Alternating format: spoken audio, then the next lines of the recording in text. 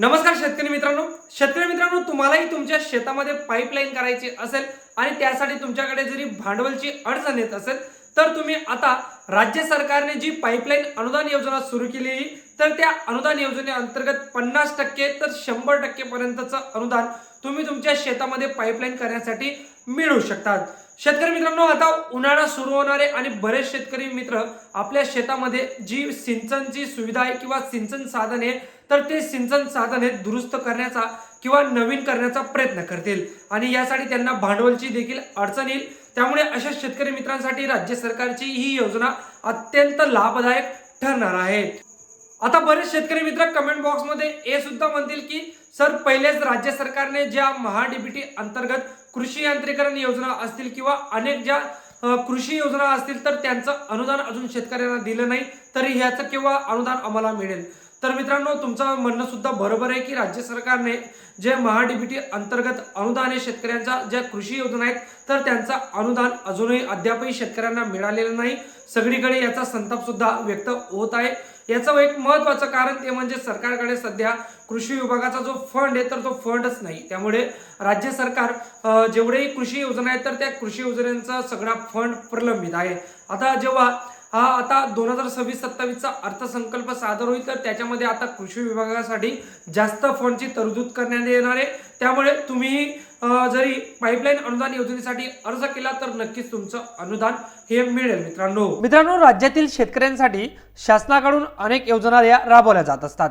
शेतकऱ्यांचे उत्पन्न वाढवावे आणि शेतीतील उत्पादन क्षमता सुधारावी यासाठी सतत प्रयत्न केले जाते। यामध्ये सिंचनासाठी लागणाऱ्या पाईपसाठी दिले जाणारे अनुदान ही एक महत्त्वाची योजना आहे।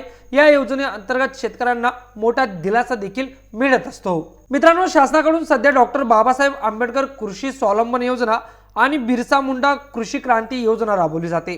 या योजनेद्वारे शेतकऱ्यांना पाण्याची सुविधा उपलब्ध करून देण्यासाठी पाईप खरेदीसाठी अनुदान दिले जाते।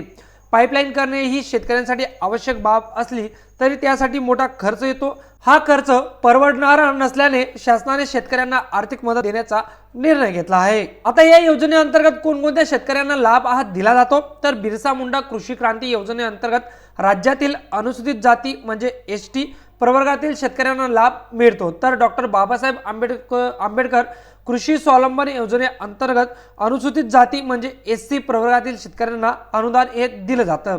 या दोन योजनांमुळे समाजातील वंचित घटकातील शेतकऱ्यांना थेट हा फायदा होत असतो। मित्रांनो, आता शेतकरी मित्रांनो, हे अनुदान तुम्हाला कशा पद्धतीने आणि कोणत्या स्वरूपात हे दिलं जातं तर एचडीपी पाईपसाठी तुम्हाला 50 रुपये प्रति मीटर अनुदान हे दिलं जातं आणि पीव्हीसी पाईपसाठी 35 रुपये प्रति मीटर अनुदान हे दिलं जात असतं। यात 15,000 रुपयापर्यंतचा अनुदानाचा लाभ तुम्हाला मिळत असतो। या योजनेअंतर्गत शेतकऱ्यांना पीव्हीसी आणि एचडीपी पाईप खरेदीसाठी 15,000 रुपयापर्यंतचं अनुदान हे दिलं जाऊ शकतं।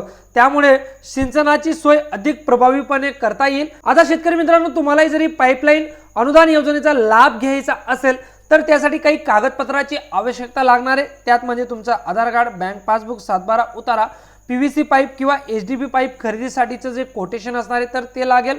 तर एवढे डॉक्युमेंट्स तुम्हाला अर्ज करण्यासाठी लागणार आहेत। अर्ज करायचं एकदम सोपं आहे, ते म्हणजे महाडीबीटी पोर्टलच्या माध्यमातून तुम्ही अर्ज करू शकतात।